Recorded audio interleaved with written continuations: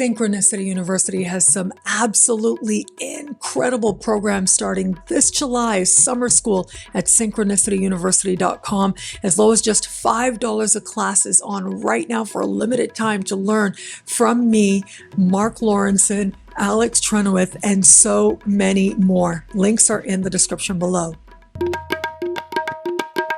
Hello, fabulous friends, fans, and superstars. Welcome to your horoscope for the week of June 9, 2024. I am your astrologer, Nadiya Shah. Thank you for being here.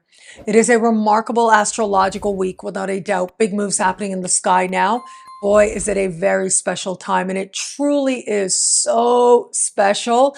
Mars is on the move as we begin the week, moving into the sign of Taurus. This becomes an interesting placement for Mars. One reason is because the ancients believed that Mars in the sign of Taurus wasn't especially strongly placed. And that is because Mars is the ancient ruling planet of Scorpio, which is directly opposite the sky from Taurus. Whenever a planet is opposite its home sign, you can imagine how you feel when you're really far from home. Usually people, they don't feel as comfortable. You're not able to relax and just be yourself as much. Well, it's kind of like that with the planets. And it is Mars in the sign of Taurus that has that energy working that much harder in order to carve out a space for itself, in order to be present.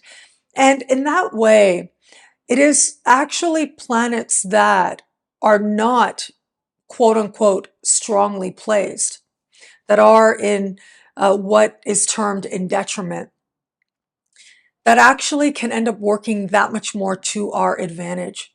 It's because we consciously cultivate the energy. We think about how we're using that energy before it is that it just comes forward.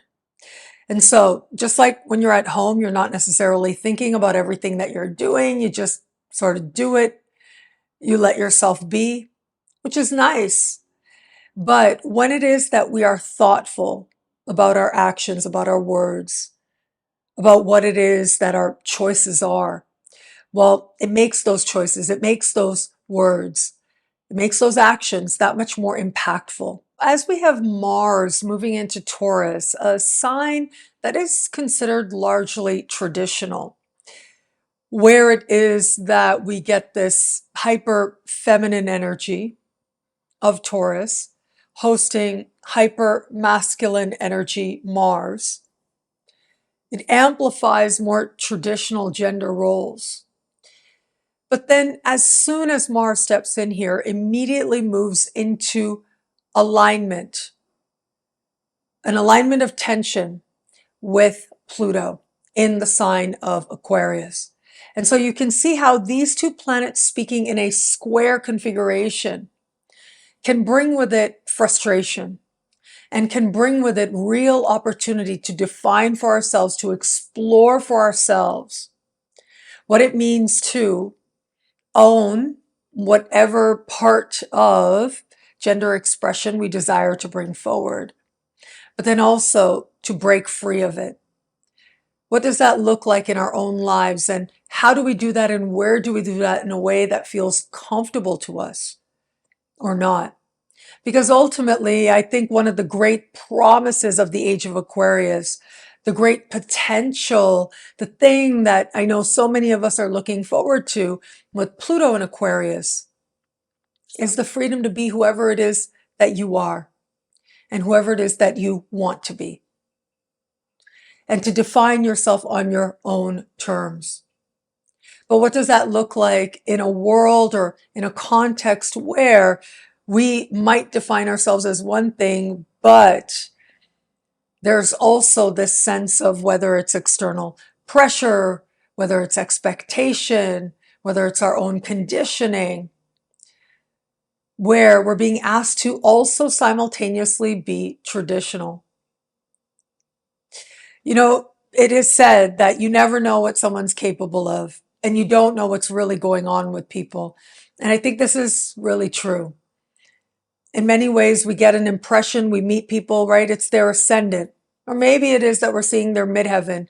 But there are plenty of examples of people perceived for their ascendant or their midheaven, but the reality of who they are, what they really do in their own time, can be dramatically, remarkably, completely different than whatever impression they make when you first meet them, or whatever it is that the larger public thinks of them from far away. And so we get this square now, and it asks us to consider how it is that we can merge these different parts of us together, where we may have a part of us that represents our more immediate embodiment, how people see us, the energy that we bring or that they perceive. That's the Taurian energy. But then there's a part of us that knows that we are more, in some cases, so much more. I had an experience a few years back. I have had the great privilege of being able to travel. I will continue to, right? I have the soul of an explorer as a Sagittarius moon. And I know I've had the great privilege of teaching astrology literally around the world and around the planet. And that has been so rewarding. And I continue to do that as well. So years ago, I was teaching a workshop in Serbia. And this workshop was rooted in a class that actually was the very first class I conceptualized when I started as a full-time astrologer almost 18 years ago. And it was this class called Chemistrology. And it was the astrology of attraction. And I remember 18 years ago writing out this class and what I wanted it to be. And fast forward years later, and I went on to teach that class as a talk, as a workshop, literally in countries and places around the world. And so one of those stops was Serbia. And I was teaching a half-day workshop there on chemistrology. And a part of the class was looking at like basically what you bring. A lot of the stuff that we recently spoke about in the course that I taught at Synchronicity University called the Definitive Relationship Course. And so one segment of this program talks about, your Venus sign and your Mars sign. And so your Venus sign is like how you attract and what you do to make yourself attractive, what it is that you want people to see in you, what you want validated within you by someone that you're attracted to, or you want them to be attracted to you. It's what makes us feel beautiful. And when we're in relationship, we want someone who sees us that way.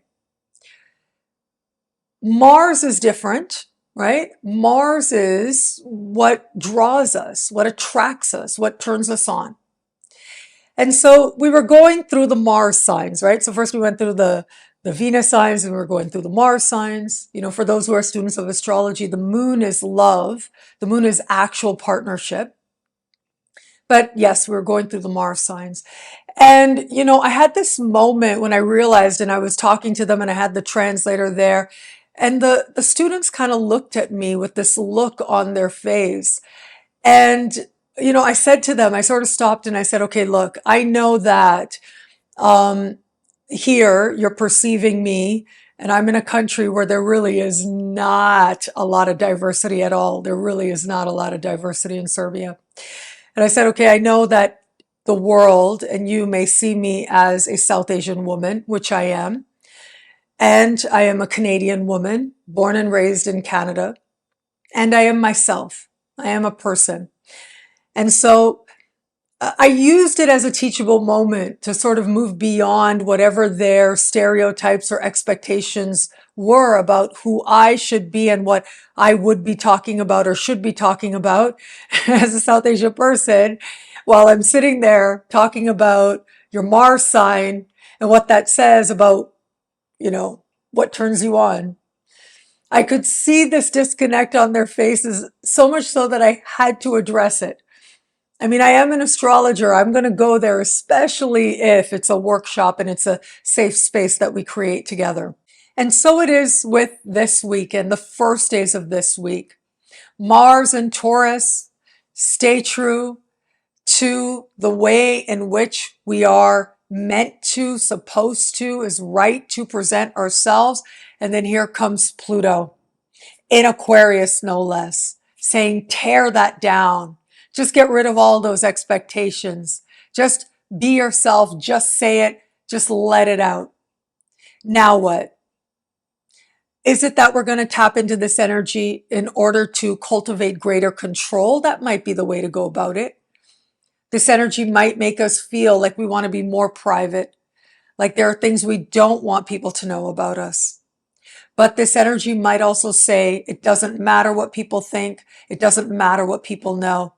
I'm letting it out. I'm letting it hang out. I'm going to let myself just be myself. And yeah, there can sometimes be something very subversive in how Pluto operates.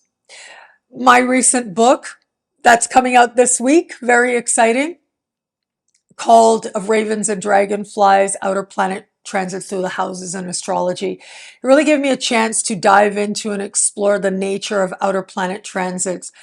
And one thing that I found was each of the outer planets, Uranus, Neptune, and Pluto, they have very strong distinctions in how they're experienced, but they also have certain commonalities to them as well. Transits of these planets bring with them a certain intensity, a draining quality. They can tire us out. They can have us entering this alternate reality, this alternate universe. And they can have us saying, I don't care what anyone else thinks. I don't care what anyone else says. I'm going this way. I'm doing this. I'm diving in. With Uranus, this sense of releasing, of clearing, comes about in quick moments by shock sometimes, like lightning. And all of a sudden, everything is different. And you just don't care about the norms the way that you did before. With Neptune, it's that we are idolizing whatever it is that we're now moving towards. Yes, there's that measure there of cleansing, of release, of letting go. But we tell ourselves that it's about healing, moving towards a greater ideal, a higher ideal that now we glimpse, that now we see. But especially with Neptune on the other side of it, we really might think, what was I thinking? Wow, I was really in a cloud there. But on the other side of it, you see things in a more measured way. With Pluto, also, draining qualities are there, but we say to ourselves, okay, here's this experience, here's this moment. Part of my cleansing means diving right in, releasing, letting go of anything that feels superficial. I want something authentic. However, sometimes we tell ourselves that what is authentic must also be intense. And that's not necessarily the case. But with a week like this, with Pluto square Mars and Mars in Taurus, super sensual, embodied energy, and Pluto in Aquarius, hyper intellectual, pure thought energy, with this square, it can really feel as if things change very quickly. And we tell ourselves we're being authentic, but really what we're wanting is intensity because we think that's what life, that's what truth actually is. But on the other side of the square, things might look different. And so all I'm saying is it's always a good idea to, as I like to say, pace yourself and be yourself. But we're all really just learning about who we really are. And how you answer that, how you understand who you really are, it changes constantly, day to day, week to week, certainly year to year. And what felt like being true to yourself not that long ago now might feel superficial. And imagine what you think is so authentic today might in a year, in 2 years, in 5 years be way too small a world for what it is that has yet to be. This week also features interesting Saturn squares. On Sunday, Saturn will square the Sun. On Wednesday, Saturn will square Mercury. And then on Friday, it will be the Sun that meets Mercury in the sky.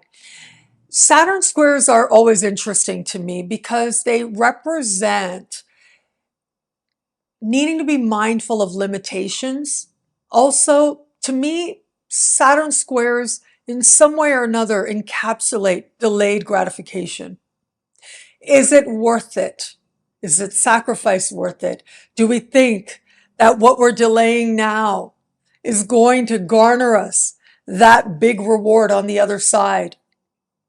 Is it that we feel, is it that we think that by navigating this moment and navigating this time, we might, through sacrifice, end up earning something? Perhaps it's just earning our own self-respect. One thing is for sure with Saturn squares, we're invited to look at the evidence, how things actually are. We're invited to look at what it is we know to be true. Faith is wonderful. Faith is important. Faith reminds us of the beauty of life and the resilience of the human spirit. Faith reminds us that we as human beings have a tremendous capacity to move through all kinds of experiences, all kinds of challenges, and be better for them. In the midst of them, yes, but especially on the other side. The purpose of faith is to provide a healing balm when we don't know the answers. However, there are times that say, have your faith, hold it, strengthen it, wonderful. But also look at what's actually taking place. Look at what you've manifested. Look at who another person is.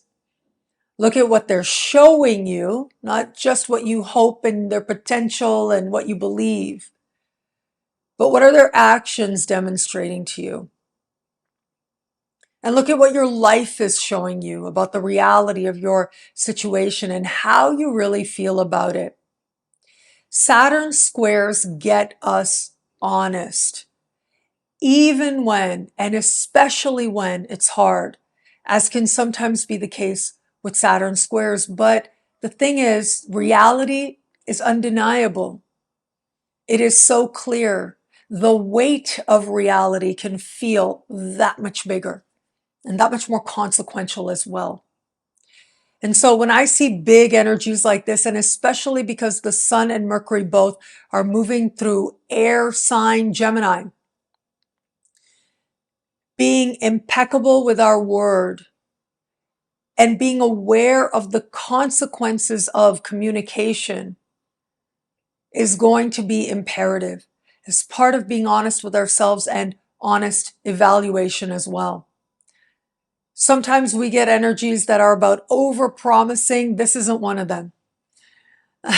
Planets in Gemini being squared by Saturn says that you can't get away with any of that. You can't get away with over-promising per se. But rather, you've got to give a time frame. You've got to be straightforward. You've got to be honest. And that means, yes, evaluation, even if it's hard. And sometimes it can mean making a decision, even if that's hard as well. Patience is a virtue for a reason. It's because it's not necessarily the easiest quality to demonstrate. But it's a virtue because we gain so much by being patient. But being patient with awareness, with consciousness, knowing that it's worth it, with intelligence, with strategy, that is when patience becomes a superpower. And Saturn squares ask us to make the difference clearer to ourselves. Are we being patient as a way of being smart and being strategic? Or are we being patient or telling ourselves we're being patient because we're trying to avoid an uncomfortable moment or an uncomfortable situation? In this case, interaction, conversation with another person. Striving for self-honesty can go a long way towards recognizing where it is that we might be able to embrace the building of skills. Skills that, when strengthened, become a source of great strength. What I love about this week for us, there's so much here. It's a powerful and meaningful astrological moment.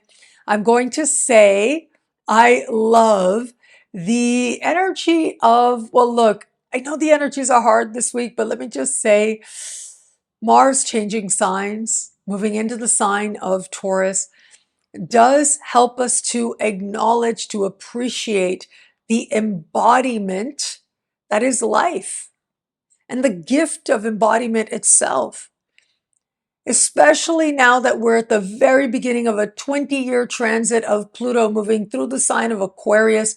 So much is hyper consciousness, is hyper thought.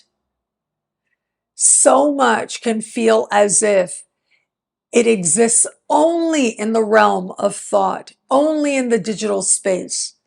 So much so that we wonder what's real and what isn't. And then here comes Mars and Taurus that says, hey, there is actually an embodied truth, a lived reality. Some things can be proven. Some things are true. But even there, some things are going to be true for you in a way that ultimately is subjective. How you feel within yourself, within your body, within your skin. Whether that is feeling emotion, feeling desire, feeling hope, feeling anticipation. Now, these are universal emotions. All of us on the planet have opportunities to experience these very emotions. And in these archetypal human experiences, we are united. We have this shared commonality. But to experience it exactly the way you do, within yourself in the exact moment that you do, well, that is going to be unique. And that is something that's subject to clarification, but also a description that is also uniquely your own. But with this square of Mars and Pluto, we are being invited to find our own answers, our own descriptive language to help us to understand what it means to be a human being, what it means to be us right now in this moment, in this lifetime. We're willing to do the work to identify, to speak, and to heal. And that in turn can help us to live that much more present, that much more here, that much more of a truly embodied existence. Well, thank you so much for watching. What do you love about this week? Let me know in the comments below. I love reading you guys, and to prove it to you, here's some of my most recent favorite comments. Thank you to everybody who likes, who comments, who subscribes, who shares, who thumbs up. All of it means so much. I'm so grateful for you. Thank you.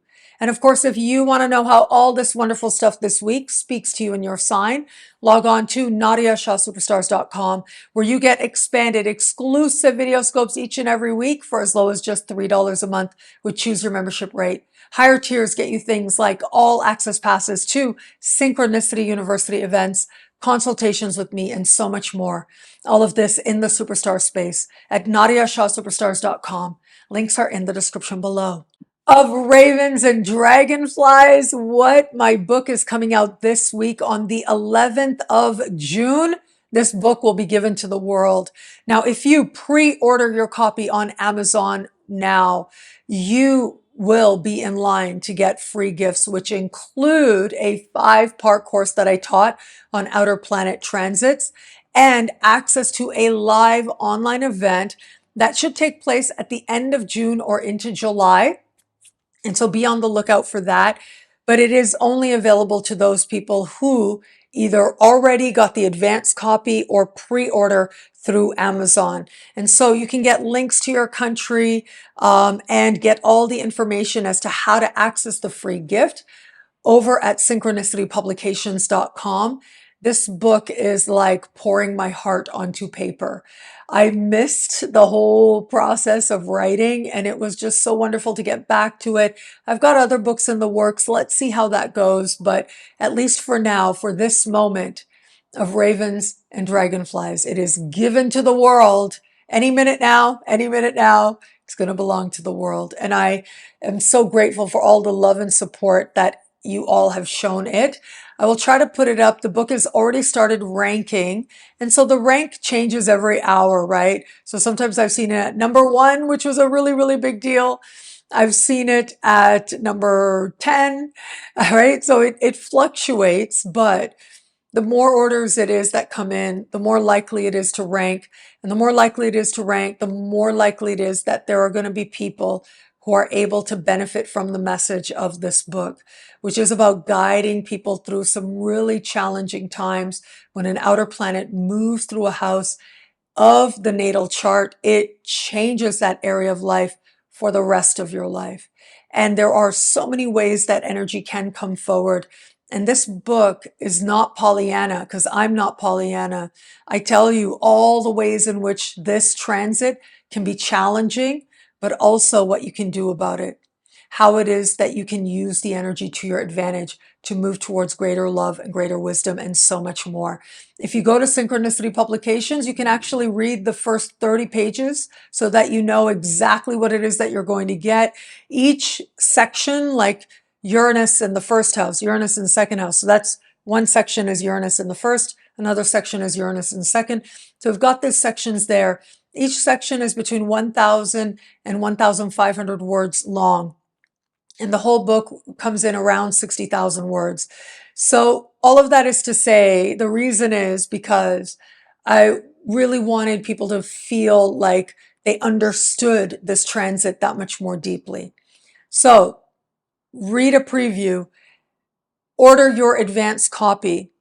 To get the free gifts, you have to order by the 11th of June. So the 11th of June, the book is given to the world.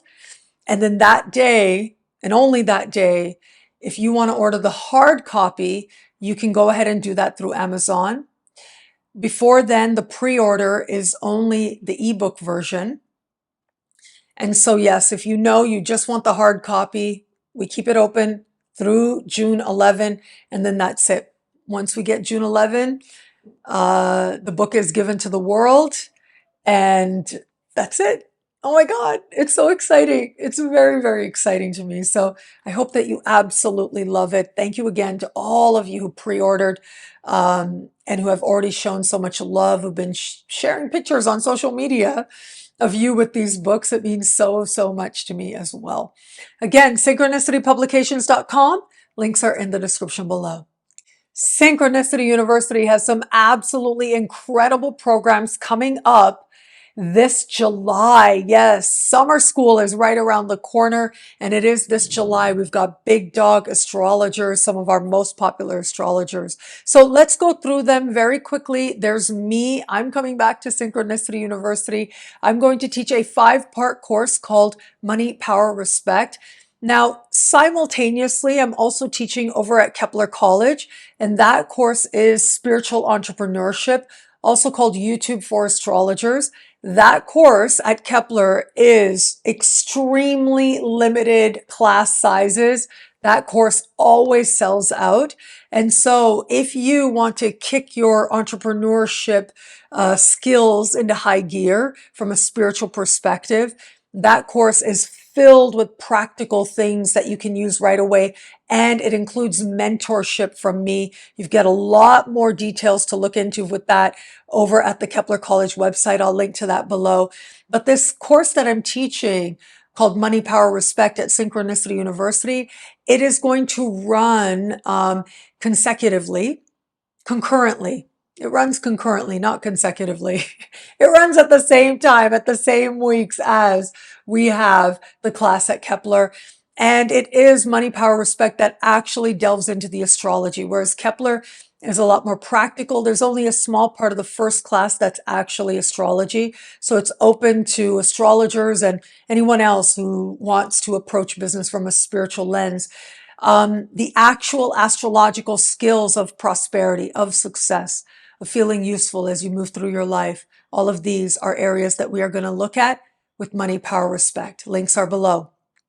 MARC LAURENSON, one of our most popular teachers, is coming back to Synchronicity University. He's going to teach on Lilith, Ceres, and Eris, goddess, asteroids, goddess, astrology symbols. What? And he's the perfect person with his soul-centered astrology. Everyone I've ever spoken to, when I said, hey, what did you think about Mark's class? They always say, he's such a great teacher. So amazing. And I have heard again and again people say, I never can look at my chart the same way ever again. Wow, I had no idea that I could look at my chart this way and it could change my understanding of my chart, of my life path, of my soul path. That's the power of Mark Laurenson. And so Mark Laurenson's course, my course, and also Alex Trenoweth's course, not to mention the speaker series, all of this is as low as just $5 a class for a very limited time, just a couple weeks left in that. Alex Trenoweth is coming to Synchronicity University. She's going to teach a 5-part course on Jupiter and Saturn, just on Jupiter and Saturn. This is going to be a class taught by a master astrologer. She is the author of several books. I know how loved she is in astrology. And so this is set to be an incredibly valuable experience that a lot of people out there are going to gain a lot from, especially as you tap into and master utilizing the energies of Jupiter and Saturn, whether it's in the natal chart, by transit, and so much more. And finally, a speaker series. Yes, we have coming up a speaker series in July. We are going to have Astro Victor teaching on solar return charts. My dear friend Yuridia Robles is back. She's going to be teaching on mundane astrology. Elena Lumen is going to teach on Arabic astrology from a natal and Hori perspective. Cosmic Homegirl is back, April, on situationships and modern dating. And then Toby Aldrin will teach on house rulership. So you can see here we have a jam-packed July at Synchronicity University. Wow. Big dog astrologers, famous astrologers, up-and-coming big dogs, and so much more. Only at synchronicityuniversity.com. You've got just a few weeks left to choose your tuition rate, as low as just $5 a class. Links are in the description below. And thank you. Thank you so much for this moment with you. Thank you for your trust. I'm so grateful for it. Wow, it's exciting, isn't it? I am in Brazil and I'm enjoying myself here, but also my book. That is a really, really big deal. It's right there in my heart right now, ready to launch into the world. And just thank you. Thank you for your love and support, helping the book rank already. I was shocked. 2 weeks before the book is even to be published, it started ranking as #1 in New Age horoscopes. And it ranked top 3 in all astrology new releases. Like, that was mind blowing. It ranked like top 20 in all of New Age new releases. What? It was just incredible and beautiful and validating and mind blowing. So thank you for your love and support of Ravens and Dragonflies, outer planet transits through the houses. I hope you love the book. It's going to be given to the world soon, and then it no longer is mine. And I hope you cherish it for a long time to come. Thank you again for watching. It'll be a great week. Enjoy.